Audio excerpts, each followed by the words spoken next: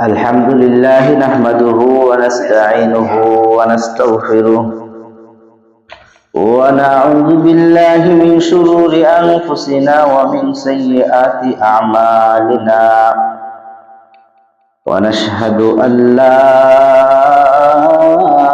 إله إلا الله وحده لا شريك له ونشهد أن سيدنا وسندنا وحبيبنا وطبيبنا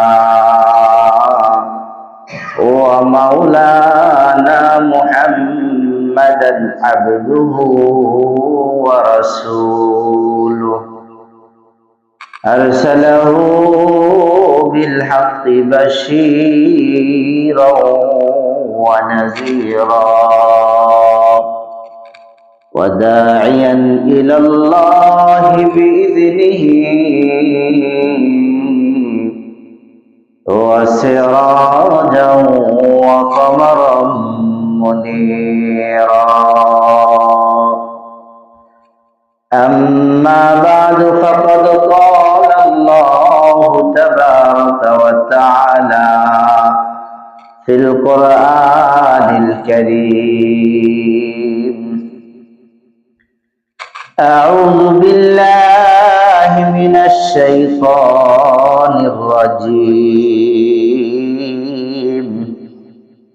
بسم الله الرحمن الرحيم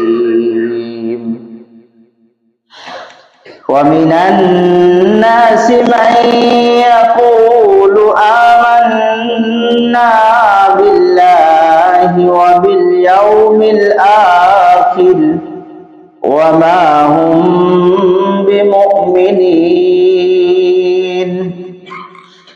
يخادعون الله والذين آمنوا وما يخدعون إلا أنفسهم وما يشعرون وقال تبارك وتعالى في شأن حبيبه إن الله وملائكته يصلون على النبي يا أيها الذين آمنوا صلوا عليه وسلموا تسليما সবাই মহব্বতের সাথে পড়ি আল্লাহুম্মা সাল্লি আলা মুহাম্মাদ ওয়া আলা আলি মুহাম্মাদ কামা সাল্লাইতা আলা ইব্রাহিম ওয়া আলা আলি ইব্রাহিম ইন্নাকা হামিদুম মাজিদ اللهم بارك على محمد وعلى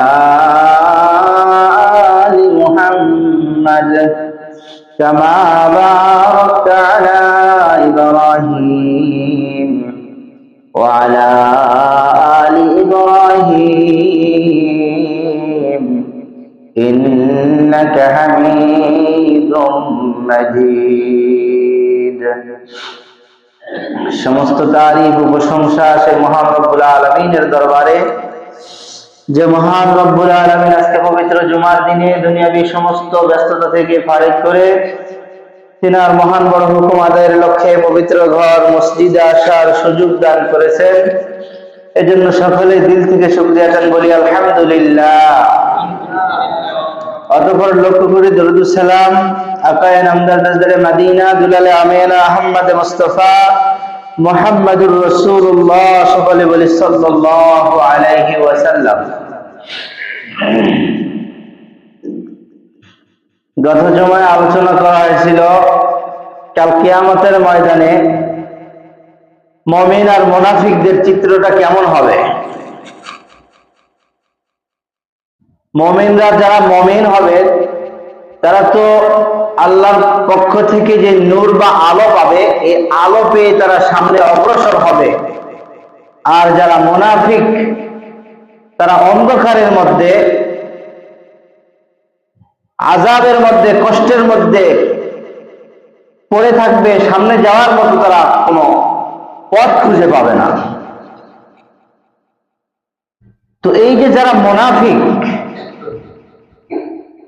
এরা শুধু হাই হুতাশ করতে থাকবে যে আমাদের সাথে একসঙ্গে আমরা সবকিছু করলাম, আমারই সাথী ভাই সে আলো পাইলো আর চলে গেল, আর আমি বেড়ার মধ্যে পড়ে গেলাম, আমি আটকা পড়ে গেলাম, আমি সামনে যাইতে পারলাম না। এই মুনাফিক শ্রেণীর লোক যারা, এই মুনাফিক কারা? মুনাফিক যেমন মুশরিক, ইহুদি, নাসারা চেনা যায়। কেউ যদি মুশরিক দেখতে চায় তাহলে মুশরিক দেখা যাবে। ভারতে গেলেই মুশরিকের সাথে সাক্ষাৎ হবে, সেখানে মুশরিকদেরকে পাওয়া যায়। আমেরিকায় গেলে ইহুদিদেরকে দেখা যাবে, খ্রিস্টানদেরকে দেখা যাবে। তো মুনাফিক এটা এমন এক শ্রেণী যেটা খুঁজে পাওয়া কঠিন। আল্লাহ পাক রব্বুল আলামিন কোরআনের শুরু থেকেই মুমিনদেরকে নিয়ে আলোচনা করেছেন। সূরা বাকারাতে প্রথমে আলোচনা করেছেন মুমিনদেরকে নিয়ে, এরপরে আলোচনা করেছেন কাফেরদেরকে নিয়ে, এরপরে তৃতীয় ধাপে আলোচনা করেছেন মুনাফিকদেরকে নিয়ে। তো এই মুনাফিক আমরা কোথায় পাবো? মুনাফিক কারা?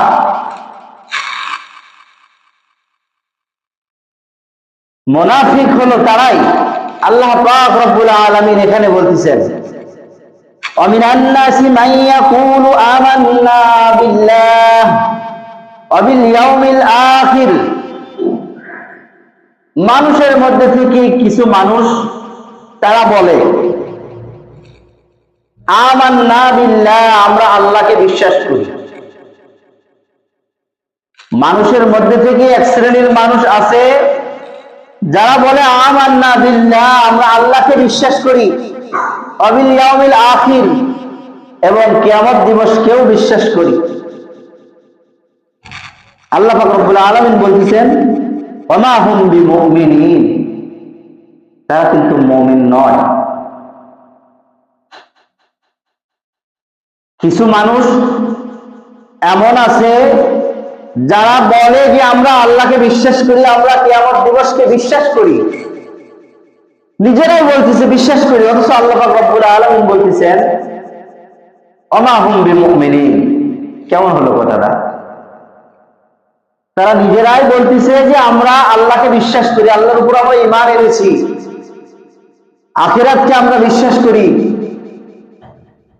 অথচ আল্লাহ পাক রব্বুল আলামিন বলতেছেন ওয়া মা হুম বিমুমিনিন, তারা মুমিন নয়। তার মানে প্রকৃতপক্ষে তারা যে বলেছে আমরা আল্লাহর প্রতি ঈমান এনেছি, আমরা আখিরাত এনেছি, এটা শুধু তাদের মুখের কথা। আল্লাহ পাক রব্বুল আলামিন তাদের অন্তরের খবর জানেন। অন্তরের সাথে মুখের কোনো মিল নাই, এর নামই মুনাফিক। মুখে বলে একটা, অন্তরে আছে আরেকটা, এর নামই কি? মুনাফিক। এই কথাই আল্লাহ পাক রব্বুল আলামিন এখানে তুলে ধরেছেন, ওয়া মা হুম বিমুমিনিন, তারা কিন্তু মুমিন নয়।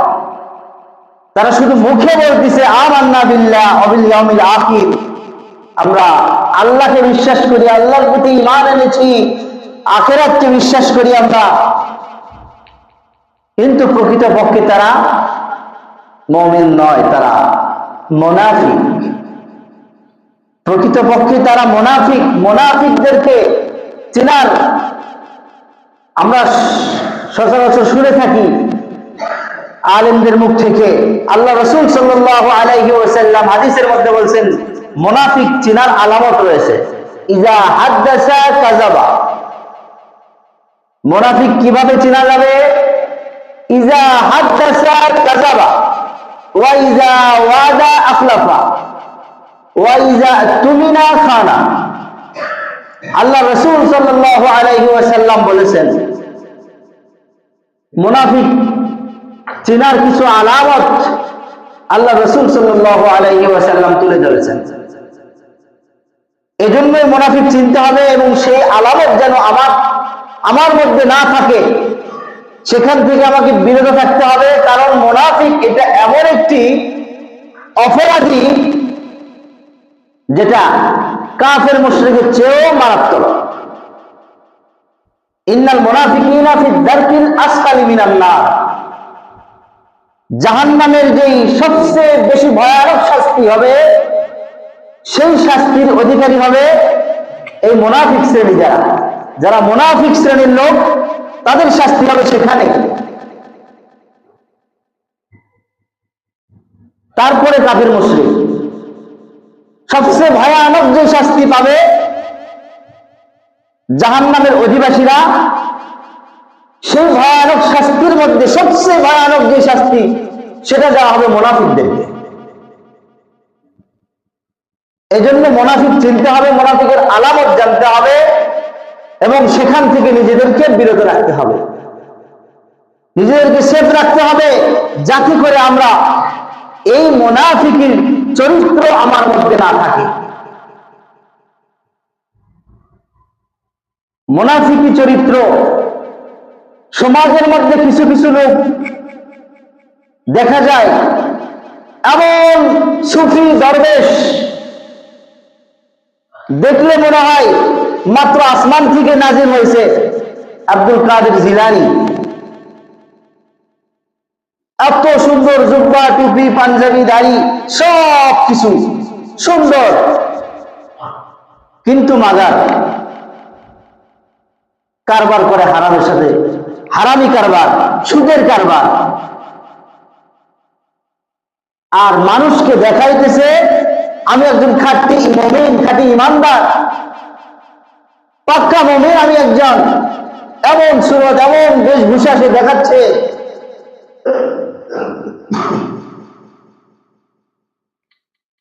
অথচ ভিতরে যে তার মুআমালাত, মুআশারাত কোনোটাই ঠিক নাই।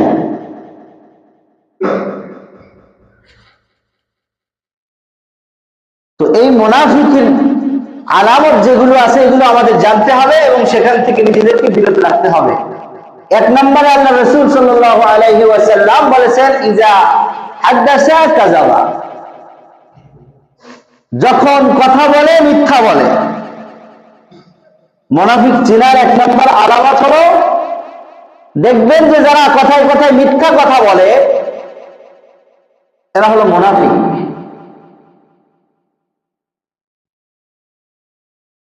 আমরা অনেকেই ব্যবসা বাণিজ্য করি, অনেকেই চাকরিজীবী, অনেকেই কৃষিজীবী, এক একজন এক একটা কাজে, এক একটা কর্মে আমরা আছি।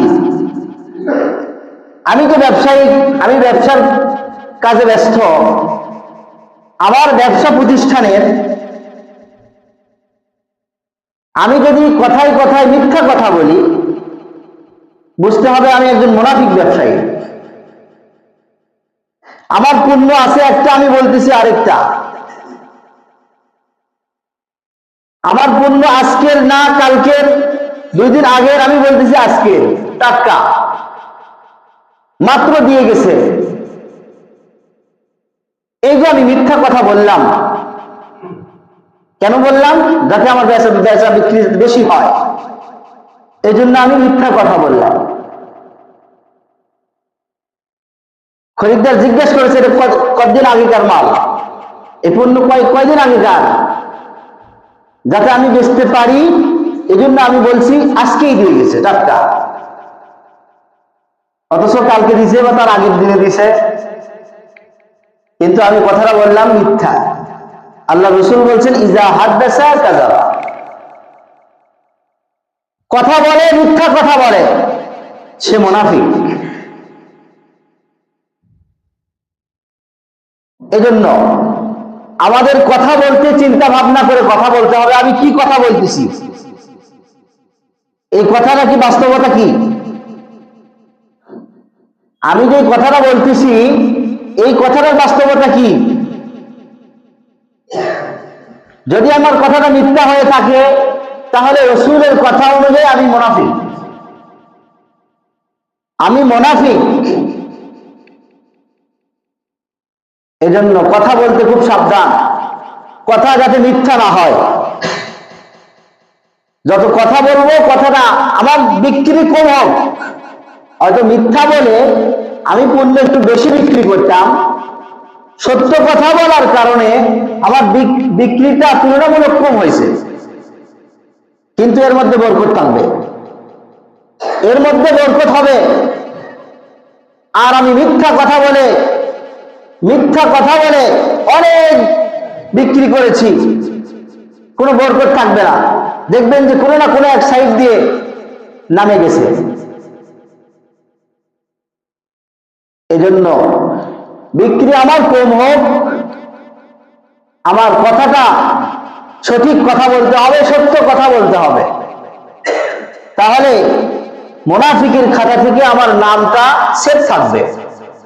আর যদি আমি মিথ্যা কথা বলে দেই, আমার খাতা মুনাফিকের খাতায় আমার নাম লেখা পড়ে যাবে। এজন্য আল্লাহ রাসূল বলেছেন, ইজা হাদ্দাসা কাযাবা। দেখবেন যখন মিথ্যা কথা বলে বুঝতে হবে এটা মুনাফিক। এরপরে বলছে ওয়াইজা ওয়াদা আখলাফা। ওয়াদা দিয়ে সেই ওয়াদা ঠিক রাখে না, ওয়াদা দেওয়ার পরে ওয়াদা ঠিক রাখে না। এরকম লোক সমাজের মধ্যে মনে হয় তেমন নাই। ওয়াদা দিয়ে সেই ওয়াদা ঠিক রাখতে হবে। যদি ঠিক না রাখতে পারি, রাসূলের ভাষ্য অনুযায়ী আমি মুনাফিক। আমি দোকান থেকে পণ্য নিলাম, বাকি সকালবেলা নিলাম, বললাম বিকালবেলা টাকা আমি দিয়ে যাচ্ছি, এটাই আমার ওয়াদা। ওয়াদা নতুন কিছু নয়, এটার নামে ওয়াদা। আমি যে কথা দিলাম এই কথাটাই ওয়াদা। আমি পণ্য নিয়ে গেছি যে এখন আমার পকেটে টাকা না, আমি বিকালবেলা দিয়ে যাবো বা সন্ধ্যাবেলায় দিয়ে যাব, আমি দিতে পারিনি, আমি সেটা কথা মতো কাজ করিনি, ওয়াদার খেলাপ করেছি আমি। এজন্য খুব হোশ করে কাজ করতে হবে। আমি একজন থেকে হালাত নিয়েছি টাকা, অমুক তারিখে টাকা দিব, কথা মতো সেই তারিখে তাকে আমি টাকা দিইনি, ওয়াদা দিয়ে ওয়াদা আমি ঠিক রাখলাম না, এটার নামে ওয়াদা। ওয়াদা দিয়েছি, ওয়াদা দিয়ে ওয়াদা আমি ঠিক রাখি নাই। আর যার কারণে আজকে সমাজে যে হালাত দেওয়ার যেটা সিস্টেম, কর্জে হাসানা, এই সিস্টেমটা সমাজ থেকে উঠে গেছে। এজন্যই উঠে গেছে যে হালাত দিয়েছে, যে কর্জে হাসানা দিয়েছে, দিয়ে সে বিপদে পড়ে গেছে। কর্জে হাসানা একজন দিছে সওয়াবের উদ্দেশ্যে, দিয়ে সে বিপদে পড়ে গেছে। এই তারিখ নয় সেই তারিখ, সেই তারিখ নয় ওই তারিখ, এই তারিখ নয় ওই তারিখ, মানে ডেটের তার শেষ নাই। এই যে ওয়াদা আমরা খেলাপ করতেছি, ওয়াদা দিয়ে ওয়াদা ঠিক রাখতেছি না, এর কারণে সমাজ থেকে আজ এই কর্জে হাসানা উঠে গেছে। অথচ কর্জে হাসানার যে কত দাম, কত মূল্য।